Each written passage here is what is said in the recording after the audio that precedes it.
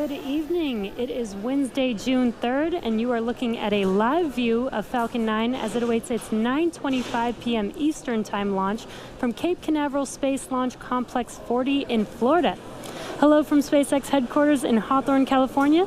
My name is Jesse Anderson, and I'm a lead manufacturing engineer here at SpaceX. You're watching a live webcast for our 8th Starlink mission and our 9th mission this year. To date, we've launched over 420 Starlink satellites to orbit.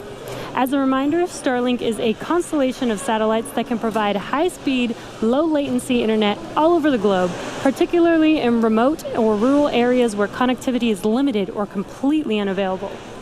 This latest launch comes on the heels of our historical first launch of humans over the weekend. In case you missed it, we'll give you a quick update on that later in the broadcast. At T-9 minutes, all systems are go for an on-time liftoff this evening. And if for any reason there is a hold on the countdown today, we have a backup launch window opportunity tomorrow at 9:04 p.m. Eastern. You're looking at a live view of Falcon 9, our 70-meter two-stage liquid-fueled launch vehicle, getting ready for launch from Space Launch Complex 40, or SLC 40. This booster will be flying for the 5th time today. It previously supported the Telstar 18 Vantage mission, Iridium 8, and the first Starlink mission, as well as the 3rd Starlink mission. The bottom 2/3 of the vehicle is the first stage. You can see the soot markings left over from its last flight. And the first stage accelerates the vehicle through the Earth's atmosphere into space with the help of 9 Merlin engines at the base of the rocket. Today, we will be attempting to recover the first stage for the 5th time, which, if we are successful, would be the first 5th landing of a Falcon 9 booster. Today, we are using our drone ship Just Read the Instructions, which was our very first drone ship, and opposed to our more commonly used drone ship, Of Course I Still Love You, since it was currently occupied by our Demo 2 Falcon 9 booster up until last night from this past weekend's exciting historical launch. Just Read the Instructions is currently stationed about 350 nautical miles northeast of the Cape and about 200 nautical miles east of Charleston. Above the first stage is the second stage, which has a single Merlin vacuum or MVAC engine, which ignites after the first stage separates. The second stage is what will carry the Starlink satellites into an elliptical orbit above the Earth's surface. From there, they will use their propulsion system to move up to their operational altitude of 550 kilometers. And Falcon 9 has been loading propellant since T-35 minutes. And as a reminder, we use a rocket-grade kerosene, or RP1, as our fuel, and super chilled liquid oxygen, or LOX, as our oxidizer to power Falcon 9. And currently, RP1 and LOX are nearly fully loaded on both stages, and LOX will continue to be topped off right until the last minute of the countdown. The stack of 60 satellites is safely enclosed inside of the 17-foot diameter payload fairing, which you can see on your screen. That's that pointed structure at the very top of the rocket. This protects the satellites from the aerothermal heating, aerodynamic loads, and contamination during ascent. But once we reach the vacuum of space, we no longer need them, so we will jettison the fairing as the second stage continues on its journey to orbit. We will be attempting to recover the fairing halves today using our recovery ships Mystery and Mischief. At approximately T+40 minutes, the team will perform a poll to confirm if we're all good to make a catch attempt, and weather plays a factor as well as telemetry of the fairing, its altitude, position, and speed. And we were watching some thick clouds earlier, making sure that we are good for weather, just like we did in last week's launch, Demo 2 launch, constantly checking on the weather. But today, we are currently go for weather at T0. So with that, the vehicle, satellites, weather, and range are all looking good for an on-time liftoff just about 5.5 minutes from now. And as I mentioned at the top of the broadcast, we are coming off an amazing weekend with the SpaceX and NASA teams successfully launching the dads, NASA astronauts Bob Behnken and Doug Hurley, to the International Space Station. Our second demonstration mission, or what we call Demo 2, lifted off from historic Launch Pad 39A at Kennedy Space Center on Saturday, May 30th, and 19 hours later docked with the International Space Station. The mission marks the first time a commercially built spacecraft has launched people to the space station, and the first time in nearly 10 years that the U.S. has launched astronauts into space from U.S. soil. The video that you see on your screen is Bob and Doug floating around in orbit, giving us a tour of their Dragon spacecraft, which they named Endeavour to commemorate the huge efforts made by the SpaceX team, as well as a nod to the first shuttle that they both flew on. Demo 2 is an end-to-end flight test from launch to docking to splashdown. It is the final major milestone for SpaceX's human spaceflight system to be certified by NASA for operational crew missions to and from the International Space Station. While Bob and Doug certainly had the best seats for the Demo 2 launch, they weren't the only ones to try their hand at docking Dragon to the space station. We recently released the same simulation that the astronauts trained on in advance of the Demo 2 mission. Head over to iss-sim.spacex.com to give it a try yourself. That simulation, the displays in Crew Dragon, and a bunch of other really cool projects were developed by SpaceX software engineers. Software engineers at SpaceX get to work across exciting projects that drive our rockets, spacecraft, satellites, and ground systems. If you're interested in helping roll out Starlink to the world or taking humanity to the moon and Mars, send your resume to softwarejobs@spacex.com. We will also be setting up a Reddit Ask Me Anything, or AMA, with our software team in the next week or so stay tuned to our social media accounts for details on that. Once Demo 2 is complete, the SpaceX and NASA teams have reviewed all the data for certification. NASA astronauts Victor Glover, Mike Hopkins, Shannon Walker, and JAXA astronaut Soichi Noguchi have been assigned to fly on Dragon's first 6-month operational mission, which we're calling Crew 1, which is targeted for later this year. We are currently 2.5 minutes from liftoff, and Falcon 9 is now moving into the final stages of the countdown. The first and second stages are both nearly fully loaded with 1 million pounds of kerosene fuel and liquid oxygen. Super chilled liquid oxygen, which, as I mentioned earlier, is our propellant oxidizer, is what's creating those white clouds that you see around Falcon 9 when it's exposed to the warmer ambient air. You can see that on your screen there. First stage should finish prop loading, actually already has finished prop loading at T-3 minutes, and second stage is coming up on finished prop loading at T-2 minutes. At T-60 seconds, Falcon 9 will be in startup, and that means that the rocket's autonomous internal flight computers have taken over the launch countdown. Stage 2 LOX load is complete. So with the Starlink payload continuing to be healthy, the F9 teams, Falcon 9 teams are tracking no issues on the rocket. Weather is still looking good, and the range is green for launch. So we are at T-1.5 minutes from liftoff. And again, in about 30 seconds, Falcon 9 will be in startup. What this means is that the vehicle will basically be autonomously making its decision if it will continue with liftoff at T0.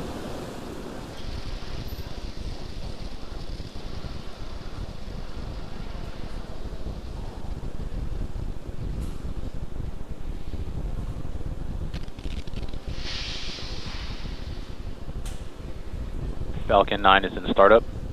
And there's that call out that Falcon 9 is in startup.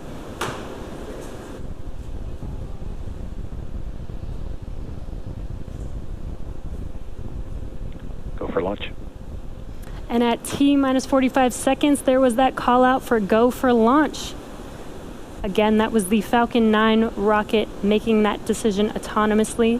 Now we are T-30 seconds from liftoff of our Starlink payload tonight. So let's listen in and watch liftoff.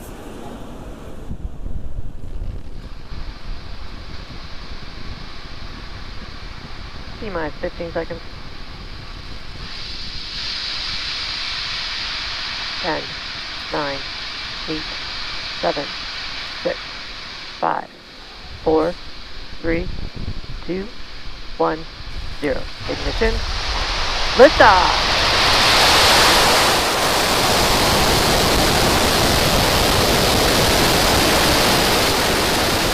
Falcon 9 pitching down range.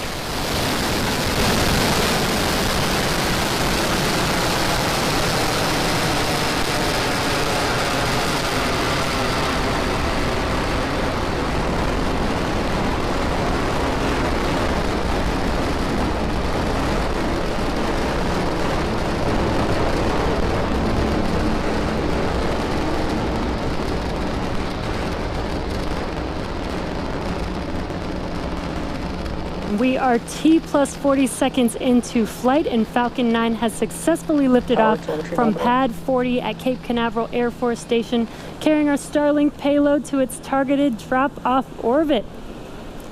Moments ago, we did throttle down our engines in preparation for max Q, and that is the maximum aerodynamic pressure, which is the largest structural load that the vehicle will see. That's coming up here in a few seconds. Max Q. And there's that call out that we have just passed through max Q. In about a minute, we will have 3 events happening back to back. The first of which will be main engine cutoff, or MECO. This is where all 9 M1D engines shut off to slow the vehicle down in preparation for the second event, which is stage separation. Stage separation is where the first stage separates from the second stage, with the first stage starting to make its way back to Earth for landing, and stage 2 continuing on its journey, with the third event called SES1, or second engine start 1. And that's where the MVAC engine lights up on the second stage and propels the second stage along with the Starlink satellites to its drop-off orbit. We are at T plus 2 minutes and 5 seconds, so we're just about 25 seconds away from those 3 events. Again, that is MECO, stage separation, and SES1, or second engine start 1.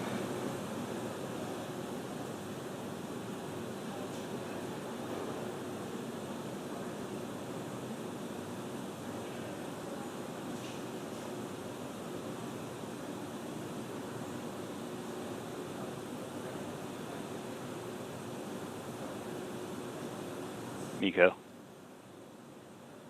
Stage separation confirmed.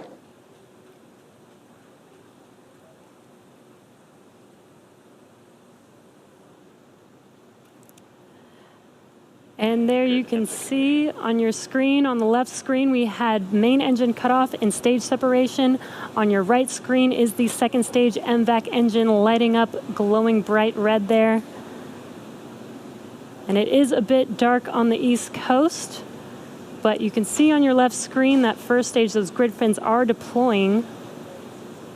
And on your right screen, we have fairing deploy coming up here. Separation confirmed. And there is that confirmation of fairing deploy.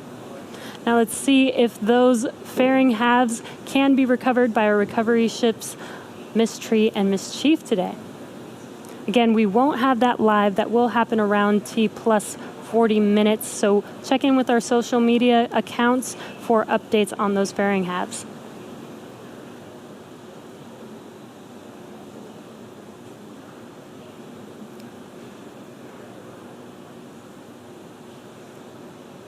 And stage 2 still looking nominal. Again, that is what you see on your right screen. Stage 1 is making its way back. Acquisition of signal, Bermuda.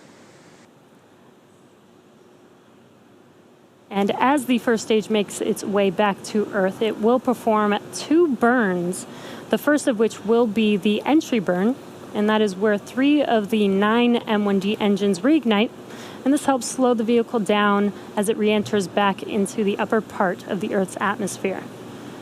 And finally will be the second and final burn is the landing burn. And this is a single engine burn. That's the center E9 engine that reignites and brings the vehicle all the way down, very, very rapidly slows the vehicle down so that it can touch down and land on the drone ship.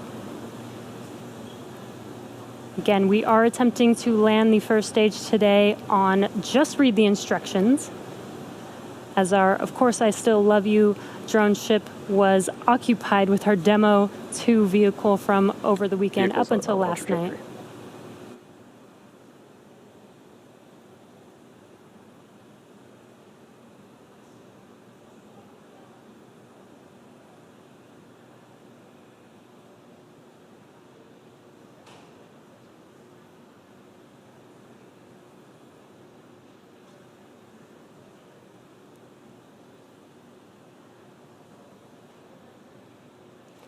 We are at T plus 5.5 minutes. Stage 2 still looking nominal. And first stage making its way back. That first burn, that entry burn, will be coming up in about a minute from now, around T plus 6 minutes and 45 seconds. And that entry burn will last about 20 seconds long. Again, that is to slow the vehicle down as it re-enters back into the Earth's atmosphere.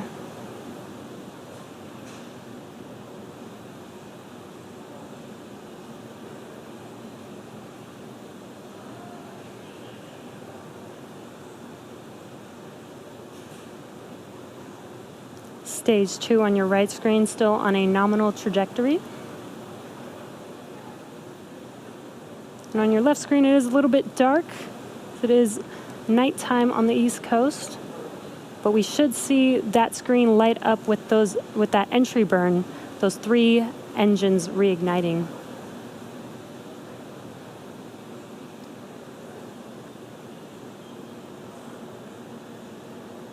Stage 1 FTS has saved. Stage 1 entry burn has started. And there you hear that call out, as well as a visual confirmation that those engines have reignited. The vehicle continues to follow a nominal trajectory. And stage 1 entry burn shut down. And confirmation that the stage 1 entry burn is complete, as well as stage 2 still looking nominal. If you heard that call out.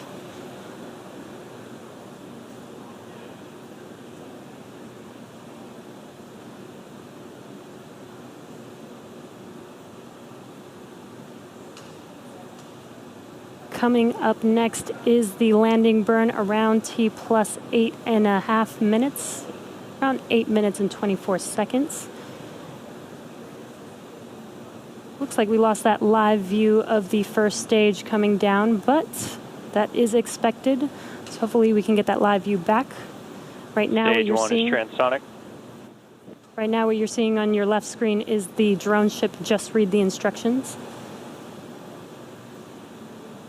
Followed very closely after the landing burn and landing of the first stage will be SECO 1, that is second engine cutoff, around T plus 8 minutes and 58 seconds.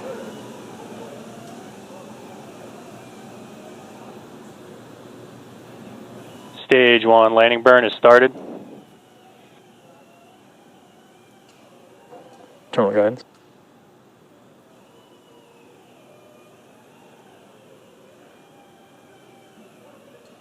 Landing legs have deployed. Stage 2 FTS has saved. And wow, as you saw coming And down, JRTI, that we have first a stage 1 stage landed. Falcon 9. Landing operators moving to procedure 11.100 on recovery 1 and ECF 9. Amazing, that first stage booster has landed for the first time, for the 5th time for a Falcon 9 booster. That is amazing. We're waiting for second stage engine cut off. What an amazing view of that first stage coming down, even though it was dark and night. But those engines lighting up the screen, watching first stage come down, was an amazing view. And we heard a call out of good orbit for second stage. Acquisition of signal, Newfoundland. And now that second stage is going to, now that second stage is in a good orbit, it's going to coast for a few minutes. And during this time, it will start to spin along its central axis, giving these Starlink satellites the momentum that they need to space themselves out over time after they deploy. So we will take a quick break and return back here at T plus 14 minutes.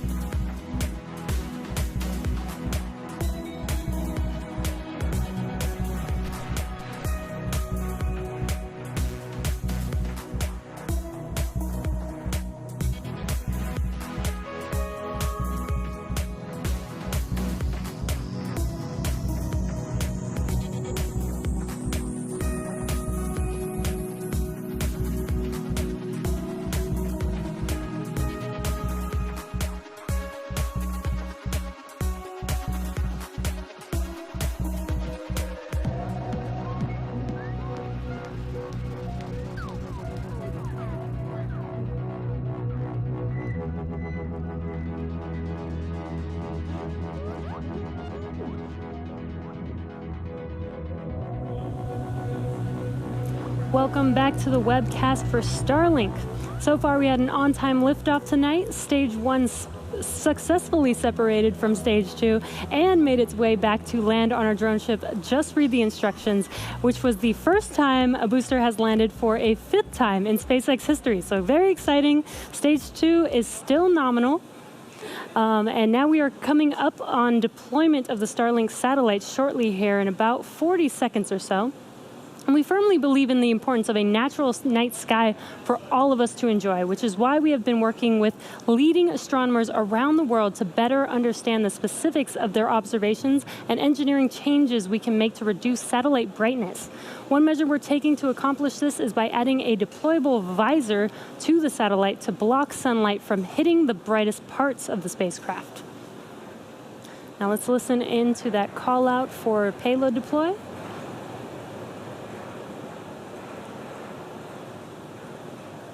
And again, the first unit with the sun visor is actually on this payload right here that you see in front of you.